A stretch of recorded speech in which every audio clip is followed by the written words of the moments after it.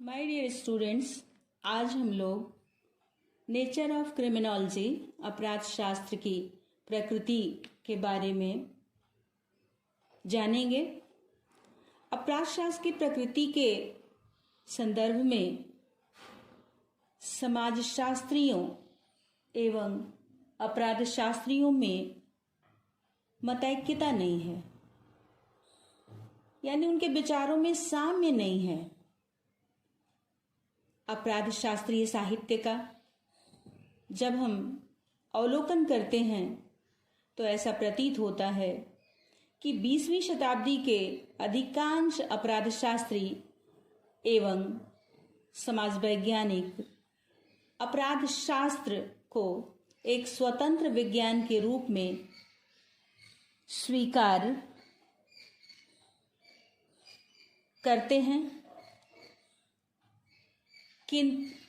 और कुछ विद्वान ऐसे भी हैं जो अपराध शास्त्र की प्रकृति को विज्ञान नहीं मानते हैं, यानी उसको अस्वीकार करते हैं विज्ञान होने से।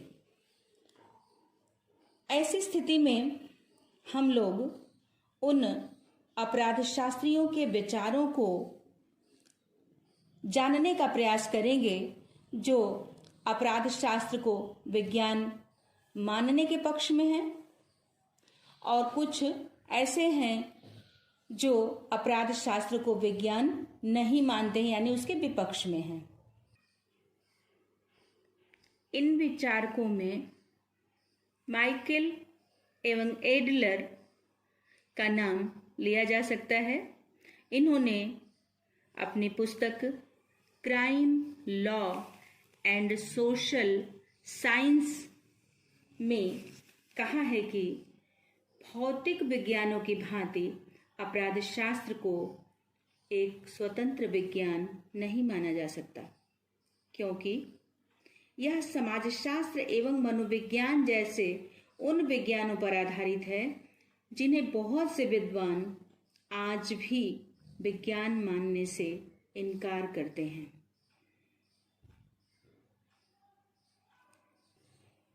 विचारक की मान्यता है कि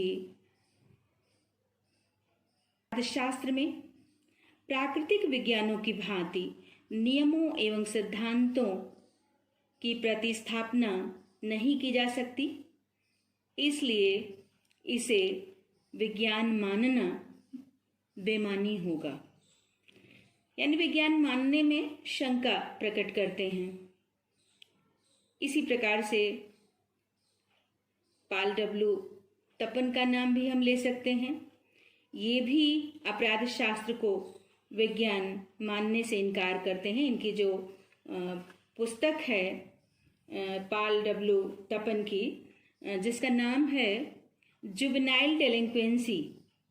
जुवेनाइल डेलिंक्वेंसी में पाल डब्ल्यू टपन ने मानव व्यवहार की वैज्ञानिक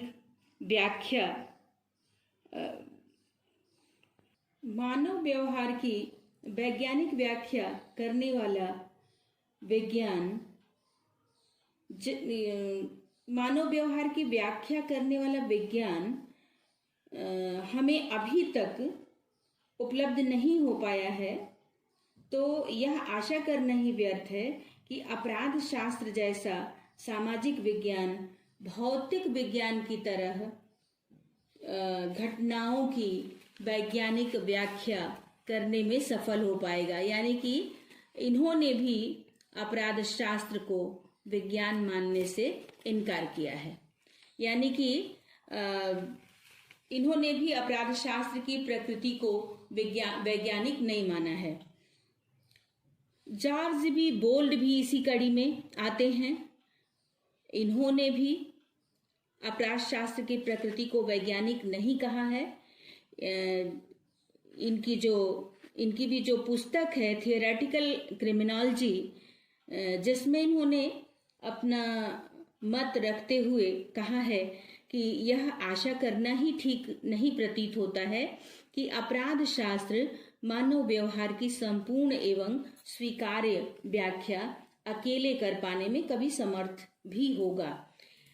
इस प्रकार से हम जब इन विचारकों के विचारों की जब हम विवेचना करते हैं तो इस बात की पूरी तरह से पुष्टि होती है कि अपराध शास्त्र विज्ञान पूरी तरह से विज्ञान नहीं है। इसी श्रृंखला में हम सेलिन को ले सकते हैं। सेलिन ने भी अपनी पुस्तक कल्चरल कॉन्फ्लिक्ट एंड क्राइम में कहा है कि अपराध शास्त्र एक दोगला विज्ञान है, घटिया प्रकार का, जिसका प्रादुर्भाव जनता की उस चिंता से हुआ जिसमें अपराध जैसी महामारी को दूर करना था या दूर करने के लिए साधन ढूंढना था। तो इस प्रकार से हम अगर देखें तो इन सारे विद्वानों के विचारों का जब हम विश्लेषण करते हैं तो ऐसा लगता है कि अपराध शास्त्र को विज्ञान मानने पर ये सारे ही विचारक शंका प्रकट करते हैं। इसमें हम मॉर्वेल इलियट ने इन सब के विचारों का विश्लेषण करते हुए कहा है कि चूंकि अपराध शास्त्र में गणितीय सिद्धांतों की भांति यानी कि मैथमेटिक्स की तरह इनके जो सिद्धांत हैं वो सार्वभौमिक नहीं हो सकते हैं या सार्वभौमिक सिद्धांत का प्रतिपादन नहीं किया जा सकता है, इसलिए अपराध शास्त्र को हम विज्ञान नहीं मान सकते हैं। क्योंकि अपराध शास्त्र में जैसे अंक गणित या मैथमेटिक्स है वो पूरी तरीके से देखा जाए तो यह नेचुरल साइंस है, यानी कि प्राकृतिक विज्ञान है और प्राकृतिक विज्ञानों से संबंधित जो रिजल्ट आते हैं वो पूरी तरह से एक्यूरेट होते हैं, एप्रोप्रिएट होते हैं। लेकिन सामाजिक विज्ञानों में इस प्रकार से हम कोई भी रिजल्ट, कोई भी निष्कर्ष या फाइंडिंग हम एक्यूरेट नहीं दे सकते हैं। और इसलिए यह जो विज्ञान है, यह जो विज्ञान है या विषय है जो अपराध शास्त्र है, इसको हम वैज्ञानिक नहीं मान सकते हैं। इसी प्रकार से दूसरी तरफ अगर देखा जाए तो बहुत सारे विद्वान या अपराध शास्त्री ऐसे हैं जो अपराध शास्त्र के पक्ष में बात करते हैं और उनका ये कहना है कि अपराध शास्त्र की जो प्रकृति है वह वैज्ञानिक है। अपराध शास्त्र की प्रकृति को अगर हम लोग सूक्ष्मता से देखें, ध्यान से देखें तो ऐसा लगता है कि इसमें भी वैज्ञानिक पद्धतियों का प्रयोग किया जाता है और निष्कर्ष निकाला जाता है, इसलिए इसे विज्ञान मानने में शंका करने की कोई बात नहीं है। अब इनके पक्ष में बात करने वाले जब हम विद्वानों को देखते हैं तो उसमें सदरलैंड एवं क्रेसी का नाम सर्वप्रथम आता है, जिनकी पुस्तक है principles of criminology. Principles of criminology में सदरलैंड एवं क्रेसी का कहना है कि अपराध शास्त्र वर्तमान स्थिति में विज्ञान पूरी तरह से विज्ञान नहीं है, लेकिन ये इसके विज्ञान बनने की आशाएं हैं। और यह इसी प्रकार से उल्फ गैंग को अगर देखा जाए तो यह भी जो है वो अपराध शास्त्र को एक स्वतंत्र ज्ञान का विषय मानते हैं और उनका ये भी कहना है कि अपराध शास्त्र में सैद्धांतिक संप्रत्ययवाद उसी तरह से विद्यमान है, उसी सीमा तक विद्यमान है जिस सीमा तक वैज्ञानिक पद्धति में होना आवश्यक होता है। इसके पक्ष में ग्लुक एवं ग्लुक के विचारों को अगर देखें तो इन्होंने भी इसे एक आत्मनिर्भर ज्ञान की शाखा के रूप में स्वीकार करते हुए कहा है कि ज्यों-ज्यों समाज विज्ञानों का विकास होगा, अपराध शास्त्र भी व्यक्ति के चारित्रिक दोषों से संबंधित समस्याओं का कारण ढूंढने में समर्थ हो सकेगा। मार्शल बी क्लिनार्ड का भी मत है कि अपराध शास्त्र सामाजिक विज्ञान के आधुनिक अध्ययन क्षेत्रों की भांति अनुभवात्मक एवं सैद्धांतिक है, क्योंकि इसके समस्त ज्ञान की उपलब्धि में व्यवहार मापन तथा सिद्धांतों के परीक्षण की वे ही विधियां अपनाई जाती हैं जो सभी अनुभवात्मक विज्ञानों के ज्ञान के लिए, अवबोध के लिए, अवबोध को प्राप्त करने का प्रमुख आधार है। कार्ल मैनहाइम ने भी इस तथ्य की पुष्टि की है।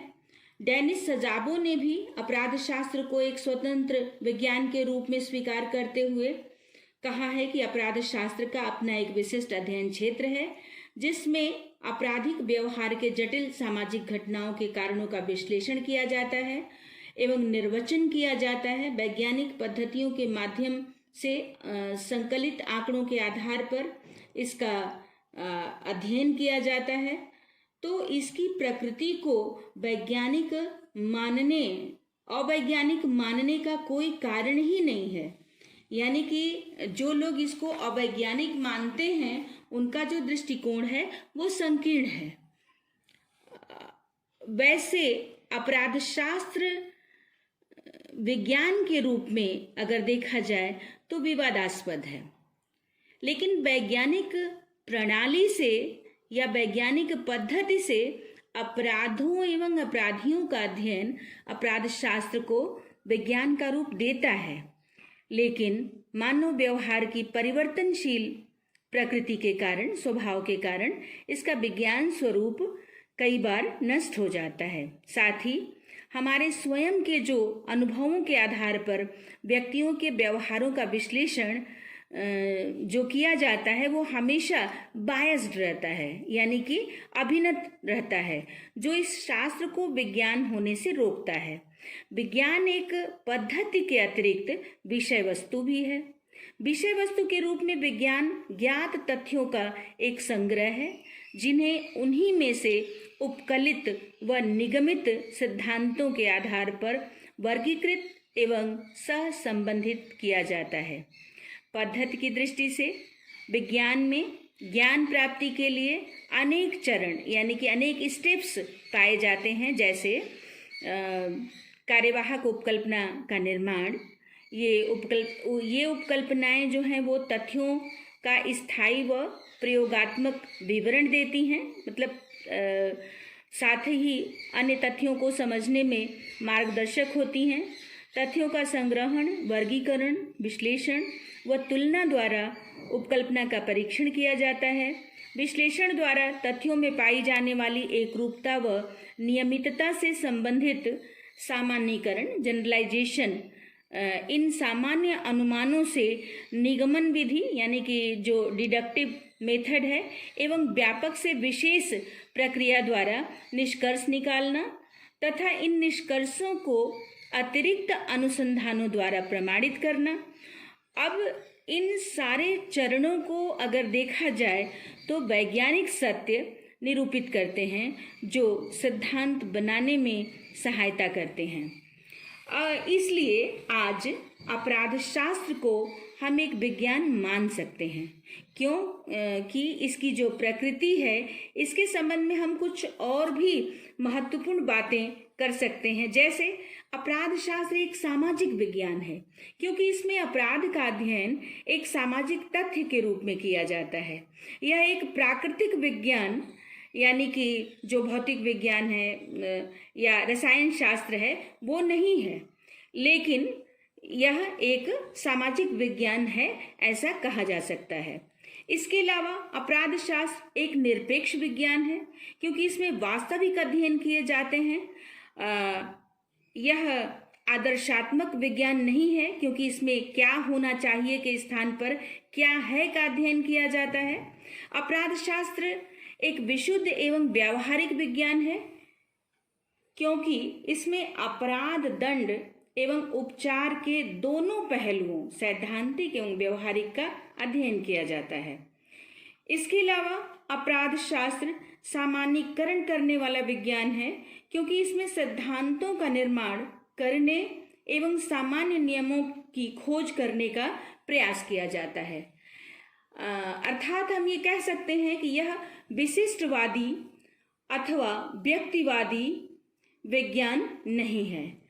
इसके अलावा अपराध शास्त्र तार्किक एवं अनुभविक दोनों है क्योंकि इसमें किए जाने वाले अध्ययन मात्र तर्क पर आधारित नहीं होते, अपितु हम ये कह सकते हैं कि अनुभविक भी होते हैं, एम्पिरिकल भी होते हैं तथा वैज्ञानिक पद्धति शास्त्र पर आधारित होते हैं। तो हम इन सभी विवेचनों का जब विश्लेषण करते हैं तो ऐसा प्रतीत होता है कि पद्धति की दृष्टि से अपराध शास्त्र उपर्युक्त चरणों में अध्ययन किए जाने के कारण विज्ञान है, अन्यथा विषय वस्तु एवं ज्ञात तथ्यों के संग्रह के रूप में इसे विज्ञान नहीं कहा जा सकता।